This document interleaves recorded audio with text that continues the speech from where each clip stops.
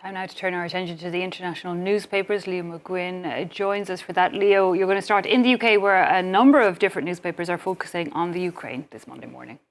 I'll start with the Times front page, Eve, reporting that British troops could be kept in Ukraine for years to come. They have more on their website this morning, telling us that Prime Minister Keir Starmer is willing to station thousands of soldiers in Ukraine in order to deter Russia from another invasion. The PM says he's prepared to make an open-ended commitment to deploy British troops for as long as it takes in order to keep the peace. About half a dozen countries, including the UK, France, Canada and Australia, discussing plans to send up to 30,000 troops to Ukraine. I'll stay in the UK and go to this rather striking independent front page next. You can see the headline, "No ceasefire will work." This comes from an interview with a US medic on the front line in Ukraine. This is Rebecca Macherowski, a volunteer from Colorado. They have this 6-page spread in the newspaper this morning.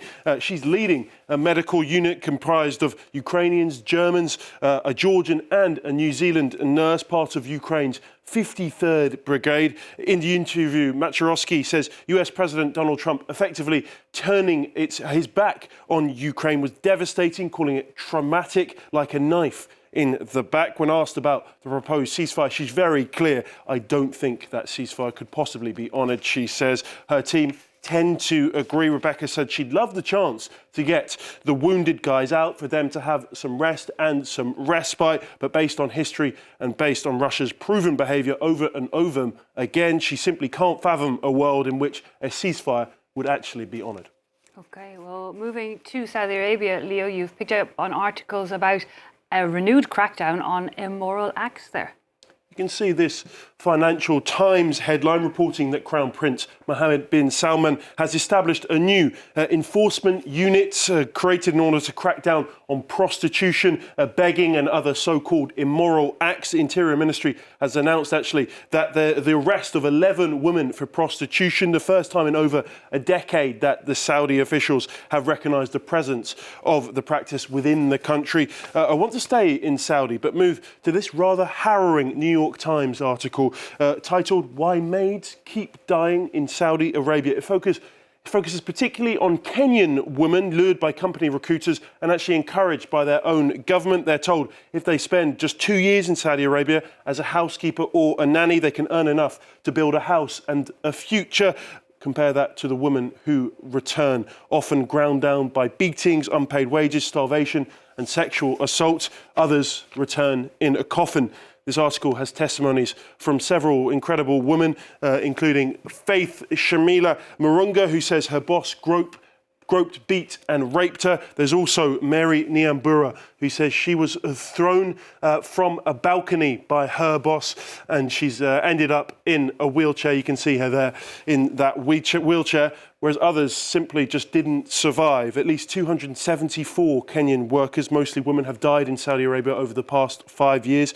Autopsy reports describe women with evidence of trauma, including burns and electric shocks, but all the deaths are put down as natural causes. In 2021, a Kenyan committee found deteriorating conditions in Saudi Arabia and recommended suspending worker transfers. But when William Ruto took power just a year later, the campaign to send workers abroad intensified once more. A New York Times investigation has found that in Kenya, Uganda and Saudi Arabia, powerful people have incentives to keep the flow of workers moving despite the widespread and proven abuse. Horrific story, Leo. But we're going to turn the page to something very different now. We're going to Hollywood for the next story. The box office continuing to falter. Well, the past weekend, actually the slowest of the year so far, and it's prompted Variety to ask the question, when will the box office rebound? Hollywood was looking at 2025 as the year to reset the movie theatre business after a tough 5-year stretch since the pandemic. But it's not off to the strongest of starts. Original films like Novocaine and Mickey 17 failing to draw sizable crowds, as well as sequels such as Captain America and Paddington falling drastically short of their predecessors. This piece blames the saturation at the box office, with studios' resources spread too thin, they say. Not all films have failed, however, because over in China, one film has smashed records, as you can see in The Guardian this morning. Ninja 2 has become the world's highest grossing animation film of all time, grossing €2 billion. The film, inspired by Chinese mythology, focuses on a demon child. This article points out that this film is virtually unknown in the West, but has become a huge hit in China and proving cinema in not such a bad state overall. Turns out you just need to make a film about a demon child to make any money. I have to say, I am curious about that demon child movie, Leo. Anyway, last but certainly not least, it is March 17th. Of course, it is St. Patrick's Day, but you've picked up on one city that really wants it to become a sober celebration. Yeah, St. Patrick's Day, of course, and there is a reason I'm wearing this rather dashing green tie this morning. And socks. And the socks. I can't quite get my legs that high to show them, but you have to trust I'm wearing very nice green socks as well. But The Independent would have this article this morning pointing out that Boston has long been the home of a boozy Paddy's Day, but young people don't drink as much anymore. So bar owners having to adapt. One poll reporting that adults under 35 much less likely to drink on social occasions than those in the early 2000s.